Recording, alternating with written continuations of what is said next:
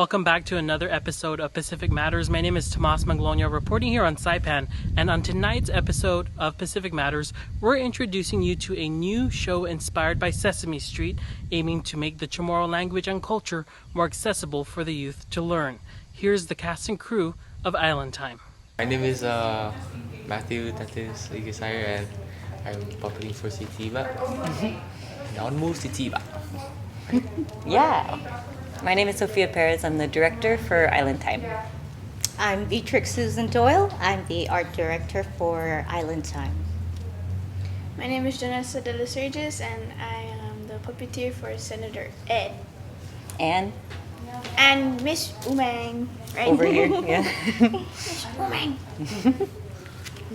My name's. Do I look at the camera? You can just look at me. My name's Angela Gomez, and I'm the puppeteer for Baba Loaxium.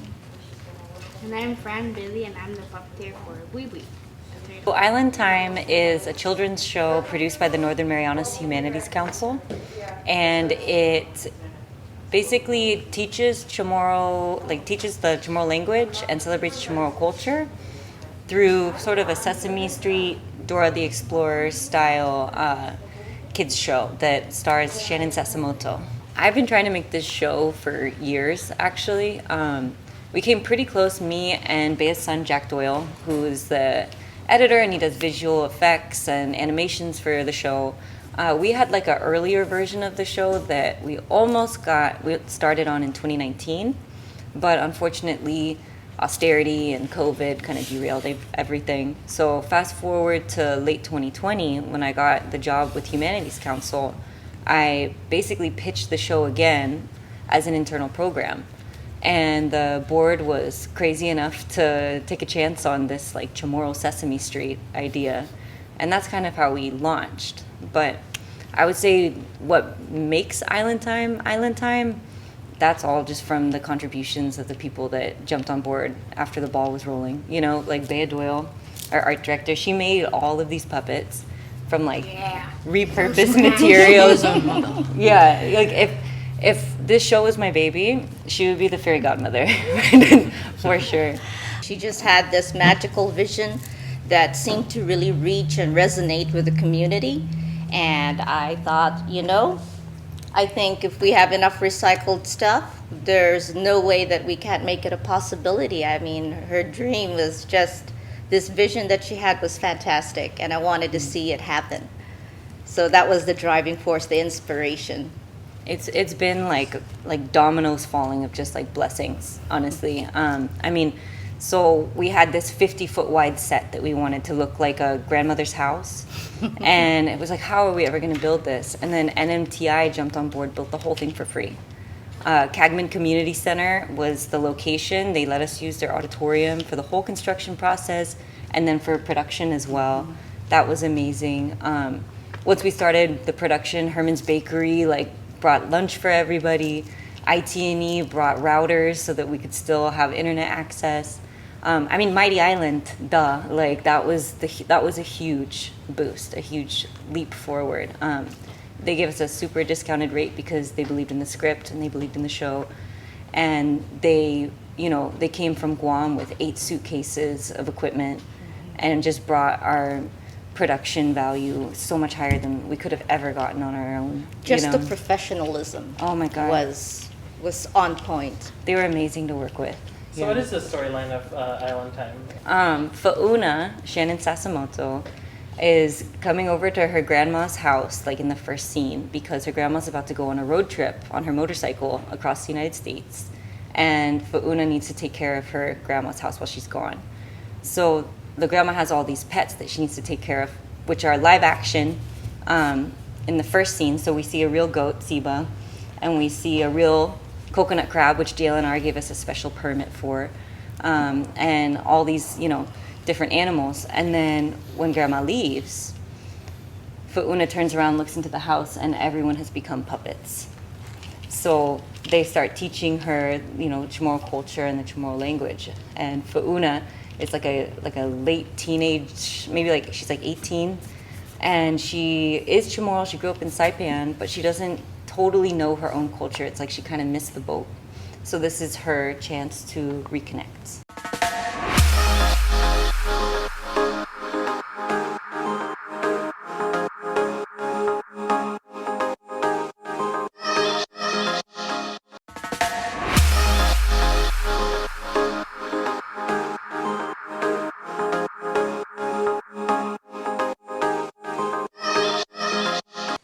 Welcome back to this episode of Pacific Matters. We pick up our conversation with the kids of Island Time who bring the puppets to life.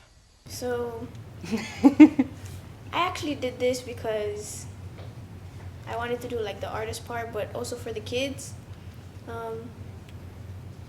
This show has, I guess it made like a huge impact. It helped me create bonds with other people. It helped me, I guess, become the puppet. It helped me become the puppet. It helped me like get into character. Yeah, the experience was really challenging. Soph like threw us so many challenges. I did, yeah.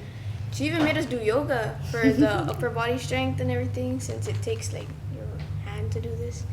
And I guess it's even when we're on TV, like when we're already rolling and our hands are cramping, we're like trying not to, I guess, stop. Yeah, our hands cramp and we're like trying to stay into character.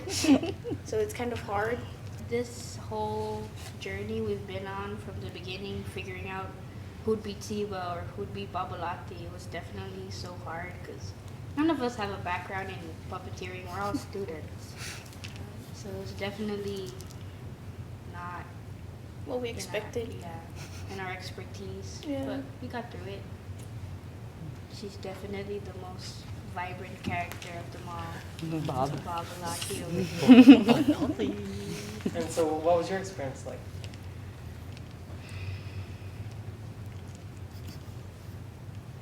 It was honestly amazing. I really liked it. I enjoyed it. It was really challenging too because we had to do things that we had we weren't familiar with. We've never done it before.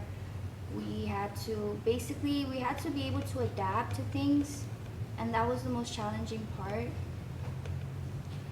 But ever since we stopped filming, like I've been like a little bit sad because I miss it, like all that hard work, and like it's all gone now. It's okay, it's not gone yet. And what about you? What has it meant to you to be a part of the show? Honestly, it's been like a really great experience, like challenging as well, but like it's definitely like one of the most fun events, and it's gonna be like a core memory for me, especially like being a part of the show. That's for sure like the most fun I've ever had in a long time. I just feel super lucky that everybody found each other. Most of these puppeteers are from the PSS co-op program, right? So zero puppeteering. Nobody had any puppeteering experience. Nobody was even in like drama, But I guess just everybody that's like sitting on this stage, I think kind of like resonated with the idea, and that was enough. And it was, again, like I talk about this domino of like miraculous events, like every single one of these people is a domino, and it's just been amazing to watch. And I'm also super thankful to Dane Nevis on Hawaii. Like he's like a Hawaiian puppeteer that like did Zoom call puppeteering classes that they all took, like them from the beginning versus like when you see the show, they're so good. It's like super inspiring.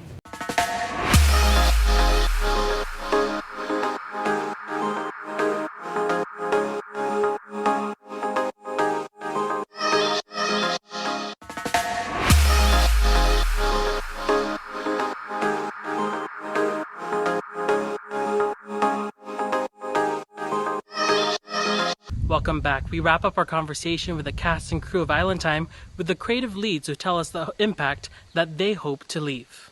I got the pleasure of watching them grow from the very beginning, from giggling and laughing as to how silly and how stiff their hands felt, to watching them hold their hands up and like, oh, we're dying. And it was so good to see them embrace the character of each puppet. And when I made the puppets, bearing in mind, Sophie's idea of the personalities that each puppet was gonna have. So there were trial and errors, like looking at, and she was like, I don't know, are you going to have him with teeth or not? Or, we would look and we'd decide. And then they brought the personalities to life. And so they studied how they were going to make the movements, how they were going to make it look as though it was natural to the character of each puppet, which was very amazing to see. Yeah, the puppets, like, it's like something happens and they become alive. Yeah, and then when we're actually shooting a scene, I'll start giving acting coaching to the puppet directly. And then they'll be like, okay, like I'm not even looking at them anymore, and they're in the puppet. It's really spooky, actually. It's really important to nurture storytellers, and then it's really important to tell the stories. It's like a two-pronged situation, right? There's not too much children's programming. Of course, like Nihi on Guam is super inspiring, and they've been really supportive too. But I would like to see there be more, especially more programming that teaches the Chamorro language and culture in a way that's super accessible, to like the younger generation. And that's kind of, everybody has eyes on the younger generation, right? So we have to meet them where they're at, right? And that's, hopefully they'll enjoy it. I mean, I cannot even. It has to be fun though. It's super important that it be fun. And I know we all had fun making it, so hopefully people have fun watching it. Yeah, they're very engaging. The puppets are engaging. It reaches out, and it sort of brings the inner child in everybody. Everybody sort of has that, oh, I want to play too. Or you don't see the puppeteer, you see the puppet as a whole different being that comes to life.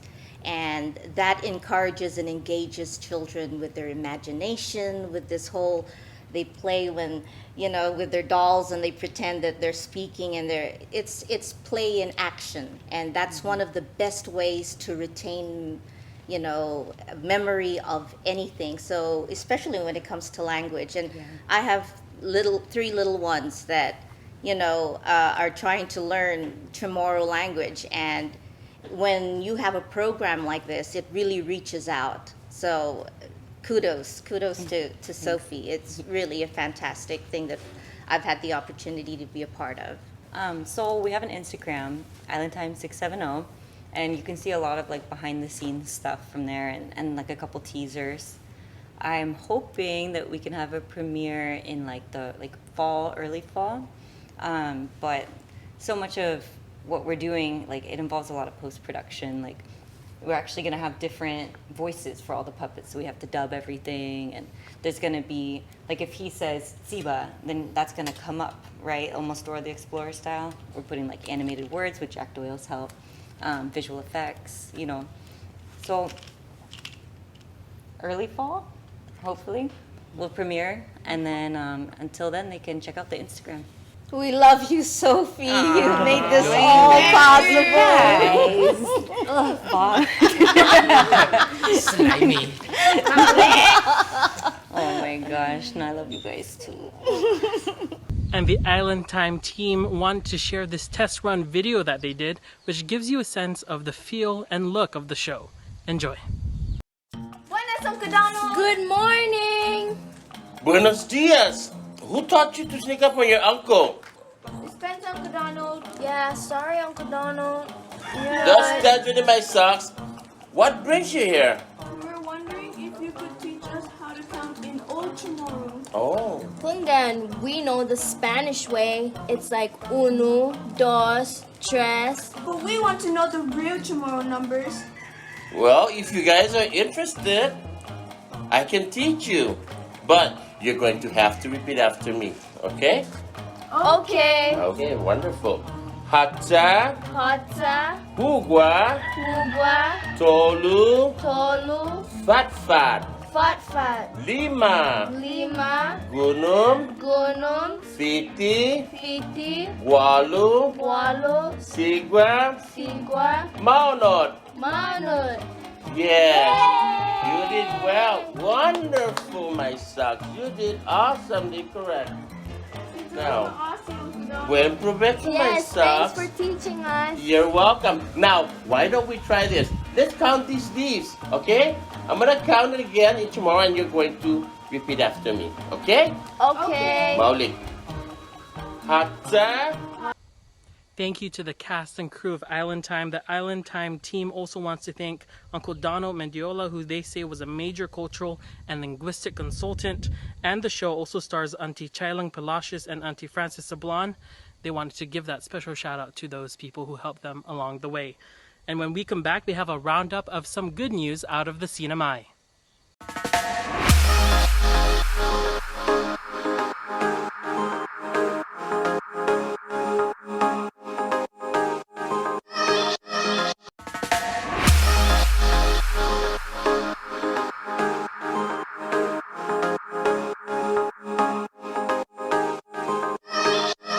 Welcome back. In our next story, we learn about the dire need of more Chamorro and Carolina native language teachers in the public school system here in the Sinamay.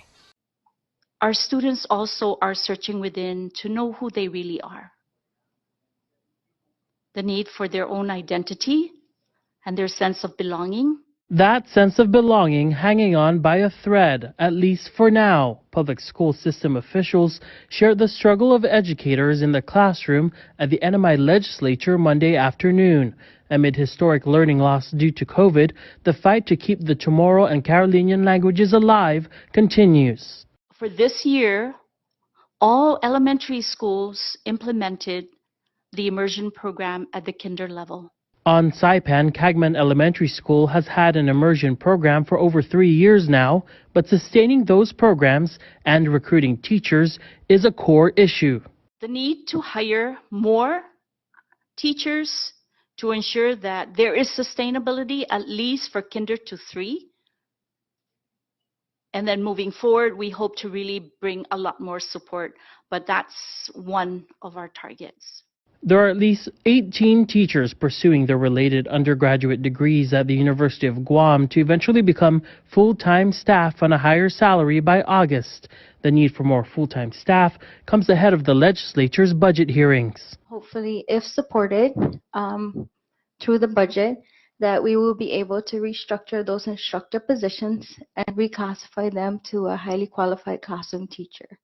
Those resources would go towards the 9 elementary schools across Saipan, Tinian, and Rhoda. The immersion teachers will continue to need a lot of professional development supports, as well as development of our own language and cultural materials. And in our next story, the Liberation Day Parade in the NMI is back in full force on the 4th of July. I think everything is going back to normal here, and we're very happy that that's happening. And now we have the opportunity to celebrate July 4th here. NMI's Liberation Day Parade is back on, with local leaders promising they're ready to resurrect the signature 4th of July parade after 2 years of scaled-back events due to COVID. The Mayor's Liberation Day Committee plans to host 4 nights of events at the end of June to kick off the celebration, culminating with the flagship parade on the 4th. They're hoping each village will have a float, over 30 of them, which would make it the largest in history. This year, they're also planning to name not 1, but 3 Grand Marshals. There's a lot of individuals in our community that contributed a lot to our people here. So we want to recognize them also by asking them if they want to be a Grand Marshal. There's no theme just yet, and there won't be a new royal court either, but there will be fireworks, a lot of them, for 30 minutes, with a $63,000 price tag. Amid the revelry, it's also a time to remember those who've passed on. Most importantly, to remember that day, not only that it's 4th of July, but remembering 81 years ago with our families and the struggles they went through. We're still resilient today. And even through all of this, typhoons and all of this that have stopped us for 2 years, I think we're still resilient to come together again. The committee will meet every Wednesday to put those plans together again. And in our last story, historic preservation takes center stage here in the Commonwealth as leaders mark the month in its name.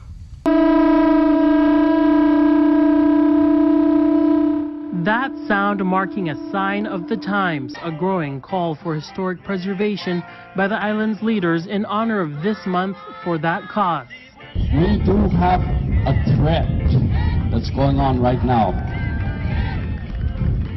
When I go on Facebook and see people that are going out and going booty stomping, finding archaeological sites, and then removing artifacts from those sites. The Secretary of the Department of Community and Cultural Affairs sounding the alarm, saying that some of those people go as far as selling the artifacts. He wants them to be held accountable. The urgent call comes as NMI Governor Ralph Torres himself aims to bolster cultural preservation efforts. I call upon all citizens of the Commonwealth to celebrate the role of history in our lives and the contributions of our people who helped to preserve the history that shaped us as a people. It'll take a village, and the NMI Commissioner of Education, Dr. Alfred Atta, committed to providing an indigenous-based education to the more than 10,000 public school students on Saipan, Tinian, and Rhoda. Health of the indigenous, the environment of the indigenous, the language of the indigenous, and protection of the indigenous. I am very pleased to say that we will begin implementing that through our CCLHS, the Chamorro Carolinian Language Heritage classes. This month's activities, which include cultural classes, are driven by the theme, People Saving Places. Thank you so much for joining us on another episode of Pacific Matters. We'll see you right here next week.